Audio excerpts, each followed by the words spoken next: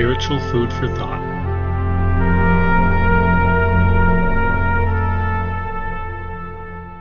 So today I want to touch on a topic that is interesting because a lot of people would be willing to die for their loved ones. Unfortunately, I think there's a difference between just being willing to die for somebody and being willing to live for somebody. So this is going to be about willing to live for people. It's going to apply to others, but then also specifically the family as well. A lot of men are very comfortable with the thought of dying for their wives and children. The interesting thing is, that only takes a split second of bravery, doesn't it? All they need is that one momentary, impulse of courage, and it's over. That's kind of cheap in a way. And what I mean by that is that to deny yourself on a daily basis to bless others and to be who you need to be, as a husband or as a father, as opposed to just be doing what you want to do, is a lot longer of a process than a split second of bravery or courage and then being over. So when your death takes just a second, that's kind of easy to choose that route. But when your death takes decades, that's a little bit more difficult. And I think that we really have the example of Christ to be looking to in this opportunity and as we evaluate this. And I'm going to share two verses with you quick.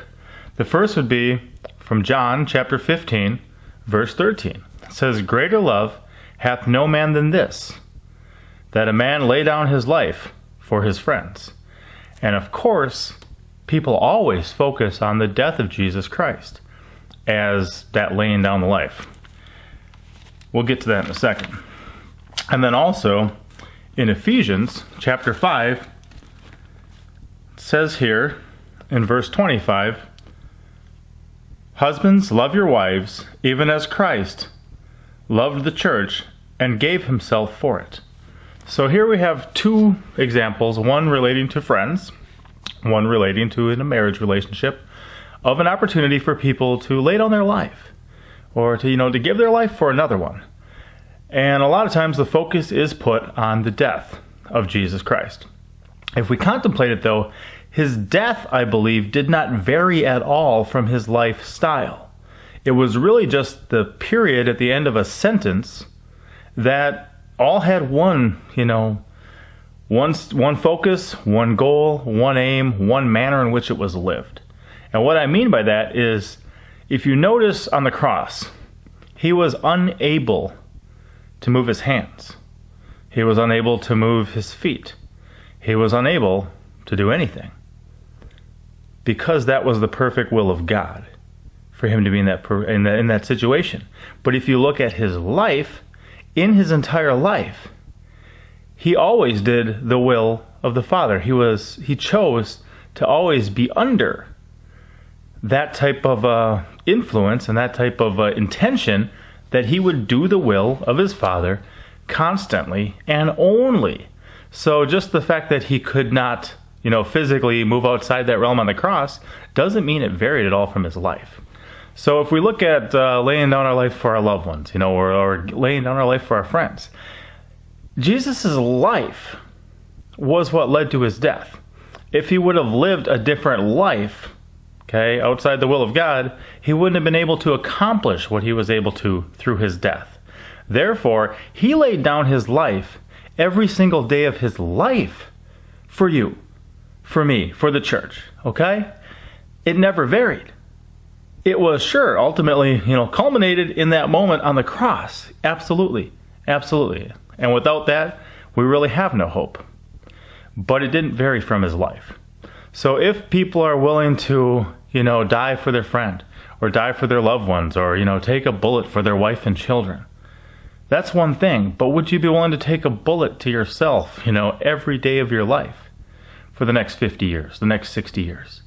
Would you be able to lay aside your goals and your aim and whatever it is that you want to accomplish in life to be the type of husband and father and friend and brother that you need to be? Would you be willing to so submit to the will of God in your life that really your entire life becomes a form of death? So if we think back on the previous teachings of Jesus Christ before we ever reach John 15, in John 12:24, he says, "Verily, verily, I say unto you, except a corn of wheat fall into the ground and die, it abideth alone. But if it die, it bringeth forth much fruit." I think that there's certain things in the realm of a marriage that can bring forth much fruit. But unless you're willing to deny or die to yourself, that fruit will never be born. I think the same thing in a parenting situation. You seek spiritual fruit in the lives of your children, but you're the gardener. You're the husbandman for that first bunch of years in their life. You're the one tilling the spiritual ground of their souls. You're the one planting the spiritual seeds. So you're going to need to be the one who brings forth that fruit, who dies to yourself so that you may. And, across the board. So think about that for a moment, and I'll touch more on this in future videos. But I think that even in that John 12:24 verse, there's a lot of wisdom there. And that's probably key in why a lot of families and marriages do so well, and the faith gets passed on so well to the children, as opposed to kind of the children who forsake the faith and the marriages that fall apart. I'm not saying there's any sort of equation or any sort of whatever, but there's a lot of food for thought in that. So my challenge to you is, if you're not willing to actually die for your loved ones, if you're a husband, that's kind of where the women and children first thing came from, was men wanting to protect their families. There's nothing sexist or ageist or other things about that. It's just, look, I'm going to take care of my loved ones. And if it means that I have to die in order for them to live, then that's okay. That's all that was. But rather than that momentary, moment of bravery, if you're not there, try to get there first. But then contemplate from that position what you can do on a daily basis to esteem others more highly than yourself, to be willing to do what you need to do in their lives rather than just doing what you want to do in your own life. All right, I hope that's some good food for thought. Be blessed. Thank you for watching. Don't forget to like, comment, and subscribe.